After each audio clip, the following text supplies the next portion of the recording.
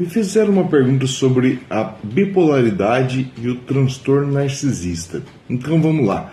A partir do momento que a gente entende que o complexo narcisista, quando ele vê somente a sua necessidade como algo primordial, então todos os critérios que ele vai usar para julgar as ações externas são a necessidade do próprio indivíduo.